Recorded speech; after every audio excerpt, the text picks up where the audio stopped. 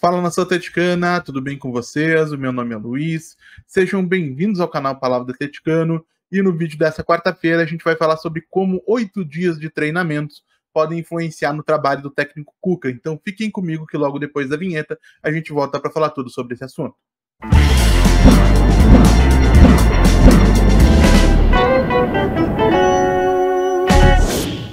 Então vamos lá para o assunto do vídeo de hoje, pessoal. Depois de 2 dias de descanso, o elenco rubro-negro se reapresentou na manhã de ontem, terça-feira, no CT do Caju.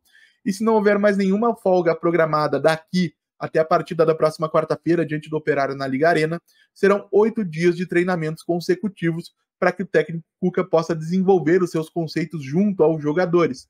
É por esse mesmo motivo que eu vou trazer aqui alguns aspectos importantes de trabalhos anteriores do Cuca, que eu imagino que ele também gostaria de implementar durante essa sua passagem pelo Furacão, para que na próxima quarta-feira, todos nós, eu e vocês, possamos observar e analisar se a equipe evoluiu em um ou mais desses aspectos e quanto evoluiu. E aí eu separei, lógico, essa análise em 3 tópicos diferentes, divididos em subtópicos: defensivamente, ofensivamente e em bolas paradas. Defensivamente, uma primeira questão a ser abordada diz respeito à pressão na saída de bola do adversário.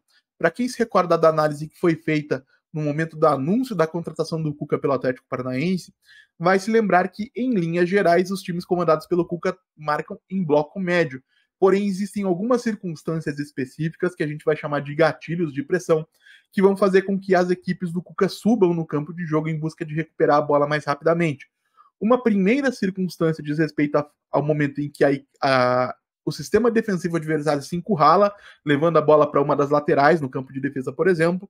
Mas a que vai acontecer com maior frequência e que é uma parte realmente marcante do trabalho do Cuca é aquela em que a equipe adversária, se percebendo sem alternativas de passe pelos encaixes individuais de marcação, já na região ali da fase inicial de construção de jogo, começa a recuar a bola, vamos dizer, do volante para o zagueiro, do zagueiro para o goleiro, por exemplo.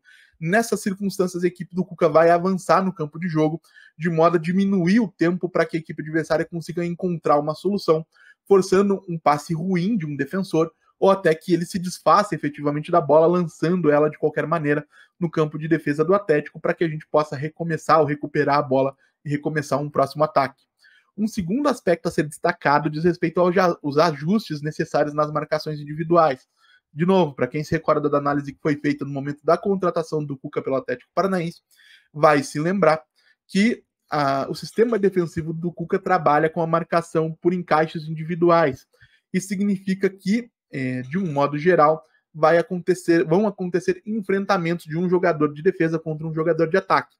E isso pode gerar alguns problemas, e gerou alguns problemas, inclusive, nessas primeiras partidas do Cuca, em relação a espaços deixados no campo de defesa, quando as perseguições feitas pelos defensores se alongam demais. Ou seja, eu, defensor, me afasto demais do meu posicionamento inicial para acompanhar o jogador pelo qual eu estou responsável. Isso acaba abrindo um buraco que pode ser explorado pela equipe adversária e que não deve acontecer. O defensor ele deve ser capaz de identificar o momento de abandonar essa marcação, esse encaixe de marcação individual, para manter a integridade da linha e não gerar um espaço perigoso dentro da linha de marcação. Ofensivamente, um aspecto em que a gente pode observar uma melhora é nas transições ofensivas em velocidade. O Cuca prima muito pela verticalidade dos ataques, alguma coisa que é bastante do gosto da torcida do Atlético.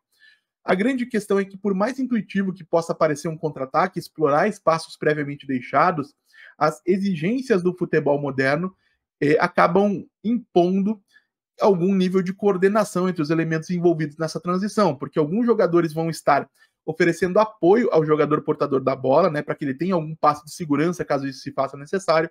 Outros vão estar fazendo fixação no campo ofensivo, ou seja, prendendo defensores para que eles não possam avançar em direção à bola, né, gerar uma situação em que um passe ruim precise ser feito, um passe para trás.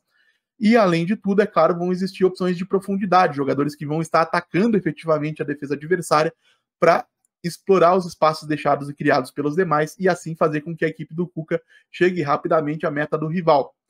Em ataque posicional, ou seja, quando o Atlético tem a bola com a defesa adversária posicionada, o que a gente vai ver muito, se o Cuca conseguir desenvolver da mesma maneira que ele fez no Atlético Mineiro de 2021, é o Atlético concentrando os jogadores em um lado do campo, vamos supor, Godoy, Christian, Zapelli e uma aproximação do Mastriani pelo lado direito, para que então a bola possa ser virada para o lado oposto, né, onde poderia estar, por exemplo, um Agustín Canóbio, que não vai estar disponível na próxima quarta-feira, porque vai estar servindo a seleção do Uruguai, mas que tem sido titular do Cuca pelo lado esquerdo, para que a sobrecarga em um lado do sistema defensivo gere espaços a serem explorados do outro. Isso é uma coisa que é natural e é muito comum no esporte de alto rendimento.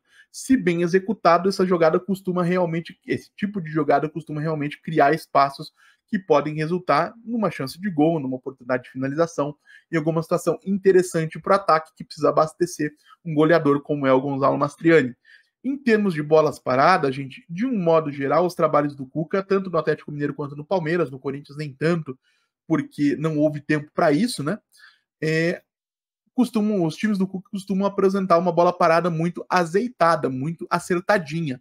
E isso envolve tanto jogadas combinadas, né, um escanteio batido curto, uma jogada ensaiada de falta, quanto bolas alçadas na área adversária, mas de maneira ou com movimentos coordenados entre jogadores que dentro da área estão.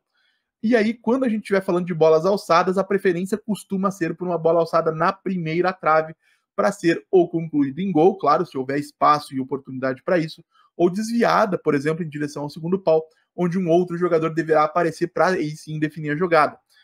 E é claro que tudo isso, gente, pode resultar também em mudanças na escalação, até porque, como eu mencionei anteriormente, o Canóbio não vai estar disponível, não deve voltar a tempo da data FIFA, o mesmo deve acontecer com o Bento, que não deve jogar na próxima quarta-feira, mas existem algumas outras situações que poderiam acontecer. As entradas do Léo Godoy e do Lucas Esquivel no time titular têm sido muito pedidas pela torcida, e é claro que eu concordo com isso.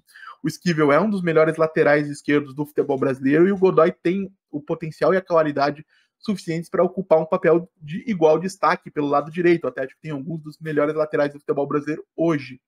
A grande questão é que eu vou pedir, por isso mesmo é que eu vou pedir um pouquinho de paciência para vocês, é que conforme o Cruyff, por exemplo, já disse em outro momento, não necessariamente os 11 melhores jogadores de cada elenco vão resultar no melhor time disponível.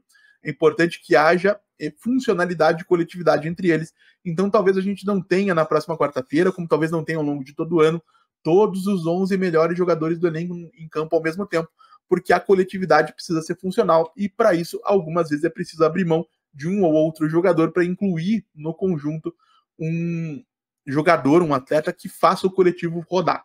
Isso pode valer em relação, por exemplo, a um Agustín Canóbio, isso pode valer em relação até a um Tomás Coelho, pode valer em relação a um Christian pelo lado direito, que não é um ponta, é marcador de gols, é um jogador mais de construção, e a gente vai ver isso ao longo de toda a temporada. Então, repito, não são 11 craques que vão formar necessariamente a melhor equipe disponível, vamos ter um pouquinho de paciência, mas lógico, em relação aos laterais, por exemplo, eu também gostaria de ver Godoy e Esquivel começando o jogo na próxima quarta-feira.